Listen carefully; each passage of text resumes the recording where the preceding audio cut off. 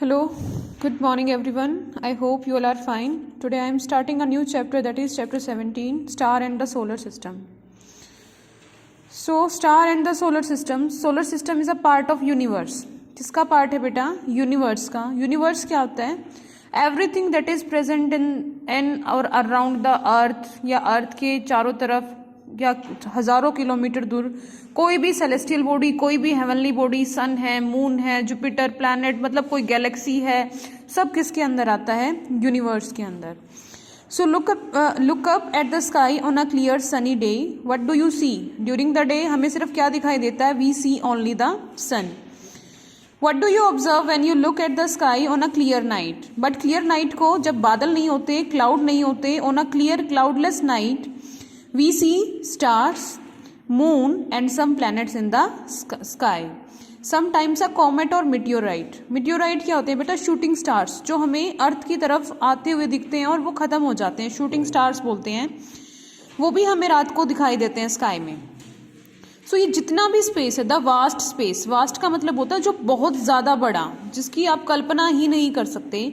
The vast space which include everything from the smallest particle to the biggest structure that exist on the earth और in space. कि space में कोई भी छोटे से छोटा और बड़े से बड़ी चीज जो एग्जिस्ट करती है उसको क्या बोलते हैं? Universe. What we called it? Universe. तो यूनिवर्स में क्या क्या आएगा बेटा? Universe include all the stars, the sun, the planets and their moons, meteorites, comets और एम्प्टी स्पेस, जो खाली स्पेस होता है, और उस खाली स्पेस में जो गैसेस होती हैं. All this compromise the universe. So the earth is just a tiny SPAC in the universe. SPAC word का मीनिंग अगर हम इंग्लिश डिक्शनरी के अकॉर्डिंग देखें तो दैट इज अ स्पैक का मीनिंग होता है बेटा क्लंक. बट यहाँ पे अर्थ इज नॉट अ कलंक. कलंक मीन्स जो कुछ बुराई होती है, जो कुछ गलत कर देता है. यहाँ पे स्पैक का मीनिंग है सिर्फ एक छोटा सा पार्ट है, इतू सा बिल्कुल एक पॉइंट है यूनिवर्स का earth. Next topic is distance in the universe. कि जो यूनिवर्स के डिस्टेंसेस हैं उनको हम कैसे कैलकुलेट करेंगे बेटा? किलोमीटर्स में तो कर नहीं सकते कि भाई मैं ये पूछने लग जाऊं अर्थ से मून कितने किलोमीटर पे है. सो वो तो एक छोटी यूनिट हो जाएगी. या अर्थ का मून सन से क्या डिस्टेंस है, या सन या मून का क्या डिस्टेंस है, या अर्थ का जुपिटर से क्या डिस्टेंस है. तो जो यूनिवर्स के डिस्टेंस कैलकुलेट करते हैं वो एक स्पेशल टर्म है, एक स्पेशल यूनिट है बेटा, दैट इज लाइट ईयर. किसका यूज करते हैं? लाइट ईयर का. So read with me. Stars and planets are separated from each other by a very large distances. कि स्टार और प्लैनेट के बीच में एक बहुत बड़ा डिस्टेंस होता है. And the two nearest neighboring stars means जो दो सबसे पास वाले स्टार्स हैं, they may be crore of kilometre apart. Apart means दूरी, कि वो करोड़ों किलोमीटर की दूरी पर होते हैं. Such large distance cannot be conveniently expressed in kilometers. अगर हम एक किलोमीटर को करोड़ों में दिखाने लग जाएंगे तो it will not easy for us. So the most commonly used unit for expressing distances between heavenly body. Heavenly body या celestial body, कोई भी ऑब्जेक्ट जो यूनिवर्स में प्रेजेंट है उसको heavenly bodies बोलते हैं. तो दो heavenly bodies के डिस्टेंस को एक्सप्रेस करने के लिए जिस यूनिट का यूज किया जाता है that is a light year. क्या बोलेंगे उसको? Light year. And the distance travelled by light in 1 year is called 1 light year. कि भाई लाइट ने जो एक ईयर में, 1 ईयर में जितना डिस्टेंस ट्रेवल किया ना, वो किसके इक्वल है? 1 लाइट ईयर की. सो देखो 1 लाइट ईयर किसके इक्वल होएगा बेटा? Distance travelled by light in 1 year. तो 1 ईयर में कितने डेज होंगे? 365. और 365 डेज के डेली कितने आवर्स होंगे? 24. और 24 आवर में कितनी मिनट होती हैं? एक आवर में 60 मिनट. और एक मिनट में कितना सेकंड होएगा? 60 सेकंड. और डिस्टेंस लाइट कितना ट्रेवल करती है? एक सेकंड के अंदर लाइट ट्रेवल करती है 3 × 10⁸ मीटर पर सेकंड, या 3 × 10⁵ किलोमीटर पर सेकंड. सो ये किलोमीटर में है यूनिट.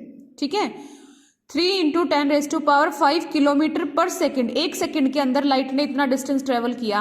और मेरे को निकालना कितना है कि लाइट ने 1 ईयर में कितना डिस्टेंस ट्रेवल किया. तो ये सब मल्टीप्लीकेशन करने के बाद किसके इक्वल आएगा बेटा?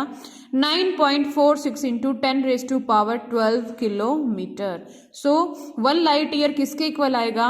एटलीस्ट 9460 बिलियन किलोमीटर्स के इक्वल। सो यहाँ पे कुछ स्टार्स का और अर्थ के बीच में डिस्टेंस गिवन है। अर्थ से सन का कितना डिस्टेंस है? 8.3 light minute, means near by 15 crore kilometre. Then Alpha Centauri is a star, उसका कितना डिस्टेंस है अर्थ से? 4.3 light years. Then Sirius is another star, उसका कितना डिस्टेंस है बेटा? 8.7 light year from the earth. Then what we observed in a night sky, night sky में हमें क्या क्या दिखता है बेटा? वी सी स्टार्स, मून और कुछ प्लैनेट्स। कभी कभी हमें कॉमेट्स और मिटियोराइट्स भी दिख जाते हैं। So we can see about 3000 stars with our naked eyes on a clear night, especially after rain. जब अच्छी बारिश होती है तो उसके बाद जो क्लियर स्काई होता है उसमें बहुत अच्छे से हमें स्टार्स दिखाई देते हैं।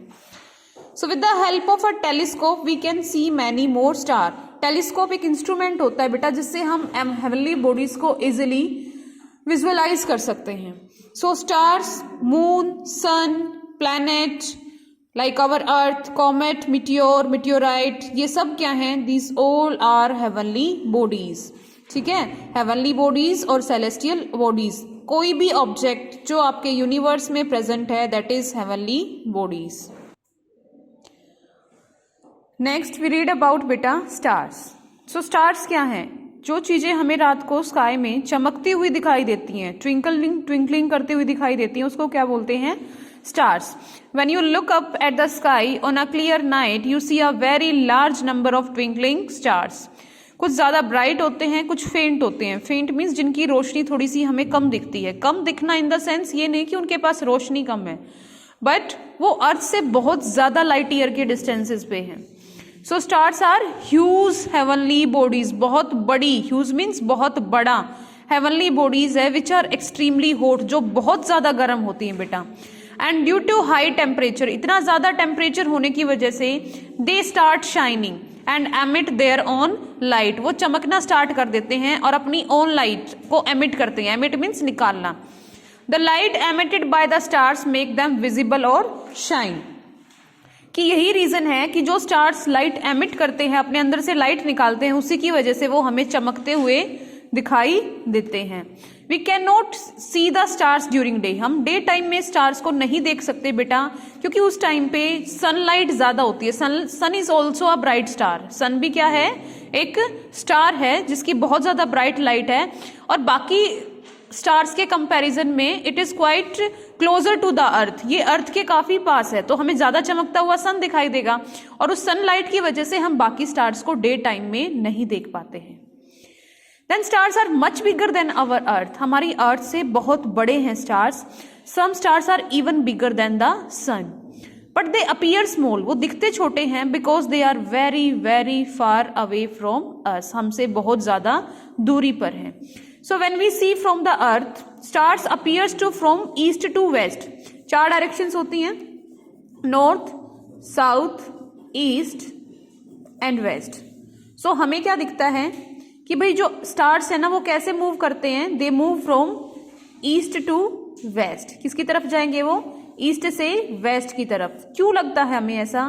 क्योंकि जो हमारी अर्थ है, ये अर्थ का इमेजिनरी एक्सिस, इमेजिनरी मीन्स जिसको हम इमेजिन करते हैं, जिसपे अर्थ रोटेट करती है, और अर्थ हमेशा कैसे रोटेट करती है बेटा? West to east. ये एरो इस तरफ दिखाया गया है ना, सो ये कैसे रोटेट कर रहा है?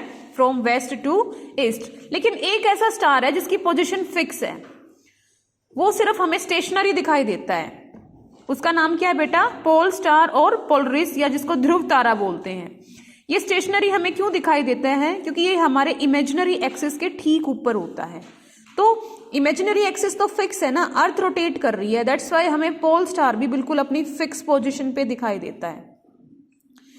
Then stars are not permanent, stars permanent नहीं है बेटा, क्योंकि ये गैसेस से बने होते हैं, वो गैस एक दूसरे के साथ रिएक्ट करती रहती हैं, रिएक्शंस होती रहती हैं, जिसकी वजह से लाइट एनर्जी प्रोड्यूस होती रहती है।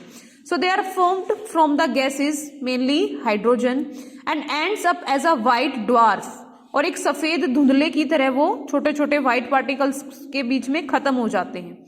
Stars live for millions of years, millions of years की लाइफ है इनकी। स्टार्स को क्लासिफाई किस बेसिस पे किया गया है बेटा? उनके ब्राइटनेस के बेसिस पे कि कौन सा तारा ज्यादा चमकता है, कौन कम चमकता है, कलर के बेसिस पे, टेम्परेचर के बेसिस पे और साइज के बेसिस पे। Then formation of a star takes place in 2 stages. 2 stages में स्टार्स की फॉर्मेशन होती है। फर्स्ट कैसे होती है बेटा? पहले जो गैसेस होती हैं लाइक हाइड्रोजन और हीलियम गैसेस हैं, उनके ऐसे क्लाउड बने हुए होंगे लाइक दिस। यहाँ पे हाइड्रोजन है, यहाँ पे हीलियम है, तो उससे क्या बनेगा? प्रोटो स्टार मीन्स पहला star, primitive star. Then star किससे बनता है? फिर ये जो दोनों इकट्ठे हुए हैं इससे क्या बनेगा? फिर स्टार बनेगा due to nuclear fusion of hydrogen. Nuclear fusion क्या होता है बेटा?